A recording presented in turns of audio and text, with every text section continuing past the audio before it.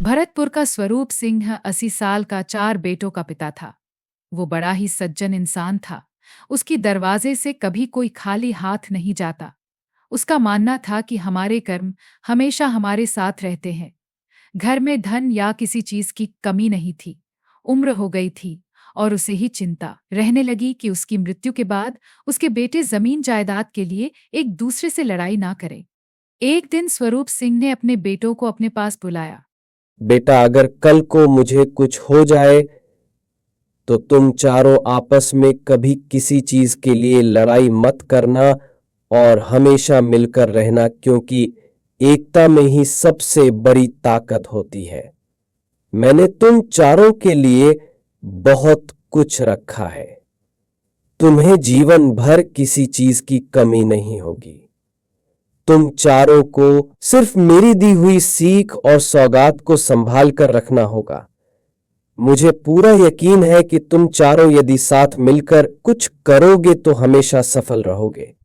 स्वरूप सिंह ने अपनी चारपाई के चारों पैरों के नीचे 4 मटके रखवा दिए और कुछ दिनों बाद फिर से अपने चारों बेटों को अपने पास बुलाया। बेटा, मुझे लगता है कि अब मेरा समय बहुत निकट आ गया है और मैं नहीं चाहता कि मेरे मरने के बाद तुम सब आपस में किसी भी तरह का कोई झगड़ा करो। मैं चाहता हूं कि मेरी आंखों के सामने तुम चारों अपनी पसंद से मेरे चारपाई का एक पैर चुन लो, ताकि मेरे मरने के बाद तुम अपनी पसंद के पैर के नीचे रखे अपने हिस्से को ले सको। पिताजी, आप ये कैसी बातें कर रहे हैं? हमें किसी चीज की आवश्यकता नहीं है। हमें बस आपका साथ चाहिए। हाँ पिताजी, भाई बिल्कुल ठीक कह रहे हैं। हमें केवल आपकी जरूरत है। हमें किसी और चीज से मतलब नहीं है। देखो बेटा, मैंने बहुत से घरों में भाइयों को लड़ते और एक दूसरे के खिलाफ होते देखा है। मैं नहीं चाहता कि तुम्हारा आपसी प्रेम कल को रुपयों पैसों के लिए खत्म हो जाए। अच्छा होगा कि मेरे जीते जी तुम अपनी पसंद का पैर चुन लो, ताकि मैं शांति से अपनी जीवन यात्रा पूरी कर सकूं। मुरली, तुम सबसे छोटे हो, इसलिए सबसे पहले तुम अपनी पसंद का पैर चुनो, फिर मोहन अपनी पसंद का पैर चुनना, उसके बाद गोपाल की बारी होगी, और कृष्णा, तुम सबसे बड़े हो, इसलिए अंत में तुम अपना चयन करोगे। पिताजी, हम समझते हैं कि आप जो भी कर रहे हैं बहुत सोच समझकर कर रहे हैं। हम सभी आपकी शिक्षा और परंपरा का पालन करेंगे। स्वरूप सिंह के चारों बेटों ने पिता की इच्छा का मान रखते हुए चारपाई के अलग अलग पैर चुन लिए। कुछ समय बाद स्वरूप सिंह ने अंतिम सांस ली और चारों बेटों ने पूरी विधि विधान से उनका अंतिम संस्कार किया। उसके कुछ दिनों बाद पिताजी की कही बातों को कई दिन हो गए हैं। अब हमें अपने परिवार की जिम्मेदारी उठानी है और उनके दिए हुए निर्देशों का पालन करना चाहिए। बिल्कुल भाई। पिताजी हमेशा यही चाहते थे कि हम एक साथ इस घर को संभालें और उनकी शिक्षा का सम्मान करें। चारों ने अपने अपने हिस्से के लिए पिता की चारपाई के पैर के नीचे रखे मटकों को निकालने का निर्णय किया। जैसे ही उन्होंने खुदाई की, हर पैर के नीचे एक एक मटका मिला।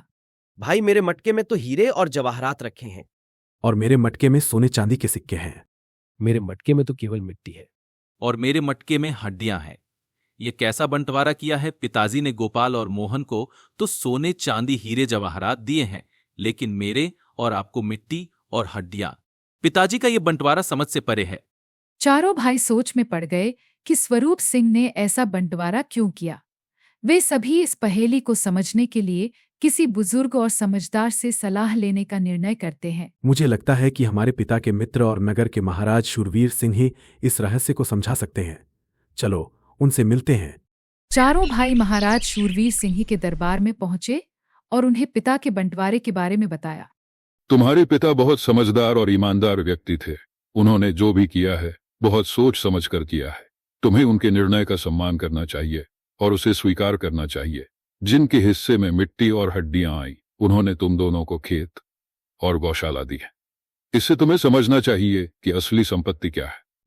महाराज, अब हमें समझ आ गया है कि पिताजी का यह बंटवारा क्यों था। उन्होंने यह सब कुछ हमारे भविष्य के लिए किया था, ताकि हम चारों एकता में रह सके। महाराज की बात सुनकर चारों भाई खुश हुए और पिता की दी हुई सीख के महत्व को समझते हुए वहां से विदा लेकर चले गए। इस तरह स्वरूप सिंह का परिवार मिलजुल कर पिता की दी हुई शिक्षा और एकता की भावना के साथ सदैव एक दूसरे का सहारा बना रहा।